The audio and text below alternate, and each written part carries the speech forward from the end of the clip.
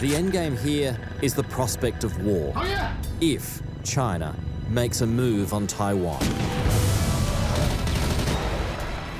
Given the strength of China, given what we've got, given the allies that we've got, what would war look like in this region? I think it'd be far worse than anything in the 20th century. Far worse. Would it be World War III? Would we be talking about World War III? I think it would be, which is why we've got to maintain the peace. We've got to talk.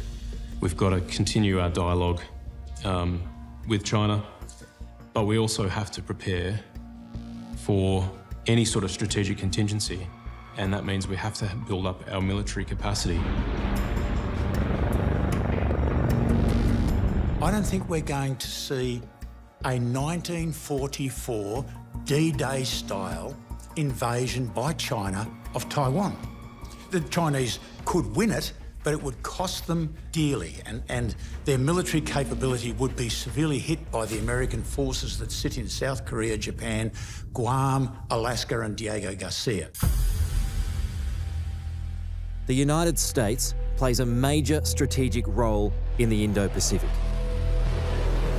With 375,000 personnel, there's a vast network of operations that extend from Hawaii all the way to India.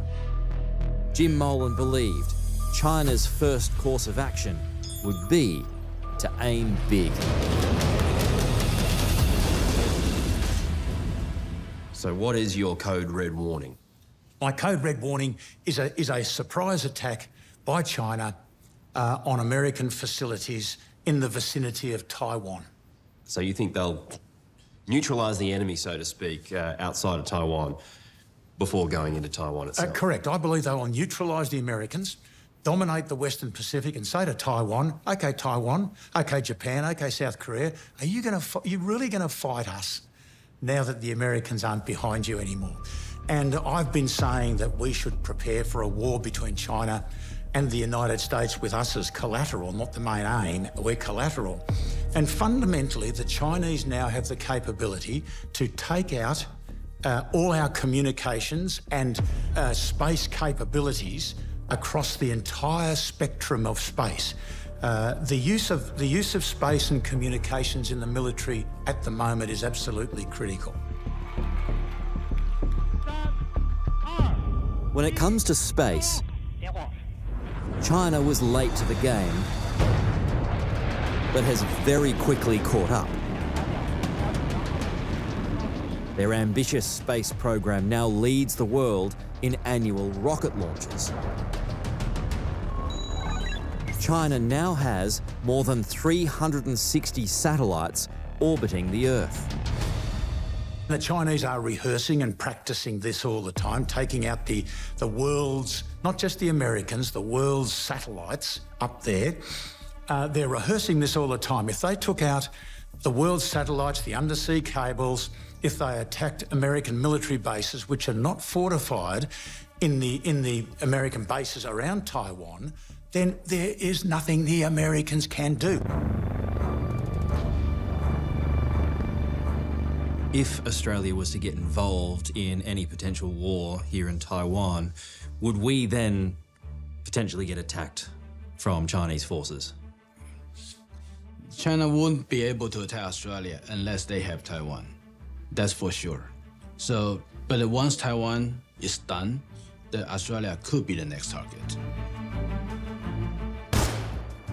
From a military point of view then, are we ready for war?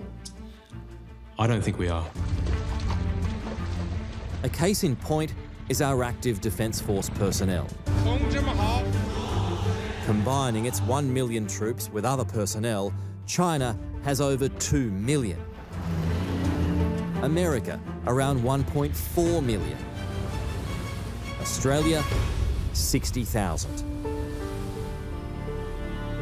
There's a plan to get us to 80,000. Is that enough?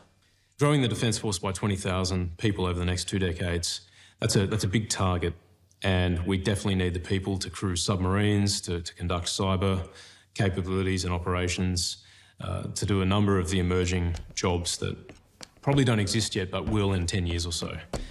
But I think recruitment and then retention is the biggest challenge we face in the Defence Force. How weakened have our defence forces become?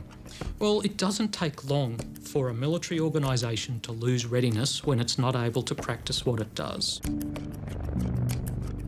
A more immediate issue for the ADF is its current state of readiness. In recent years, nearly 1/3 of our defence forces have been tied up with natural disasters and the COVID pandemic. When we respond to large-scale disasters here and overseas, it takes away defence assets. And when you have large amphibious ships and large parts of the army cleaning up after floods, fighting bushfires, or overseas, they're not able to train for what is their principal role, which is to be a deterrent against threats against Australia or to respond to those threats in a military way. Right. Whose fault's that? Well, obviously it's the government. I mean, they're the ones who make these calls. That probably was not the right thing to be doing because we now have a military that is a lower readiness than it needs to be. Ready or not, the ADF now faces major challenges. We do need to be thinking about whether or not the Defence Force we have now is fit in terms of the strategic landscape that we face, and it is very different. There is much greater threat. We must have the ability to project power. We need to be able to hold any potential adversary at risk at greater distance from our shores.